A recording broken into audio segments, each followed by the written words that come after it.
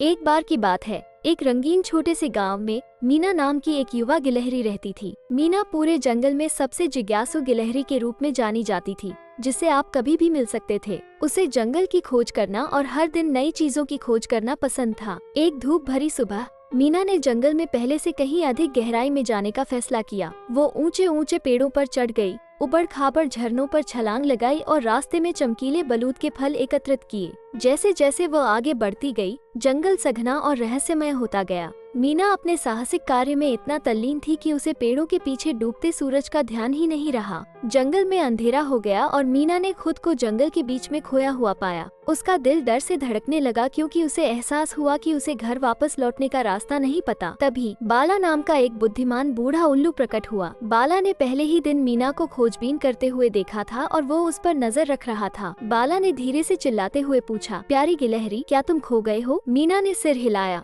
उसकी आंखें आंसुओं से भर गईं। हाँ, मैं हूँ। मुझे नहीं पता कि घर वापस कैसे पहुँचूं।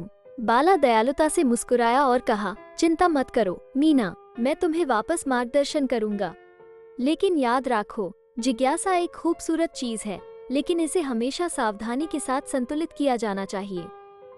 अन्वेषण करें, सीखें और बढ़ें, लेकिन अपना वापस घर का रास्ता कभी ना भूलें। बाला की मदद से मीना सुरक्षित रूप से रंगीन छोटे गांव में वापस आ गया। उन्होंने बुद्धिमान उल्लू को धन्यवाद दिया और भविष्य में अधिक सतर्क रहने का वादा किया। उस दिन के बाद से मीना ने जंगल का भ्रमण जारी रखा, लेकिन उसने संतुलन के महत्व को हमेशा ध्यान में रखा।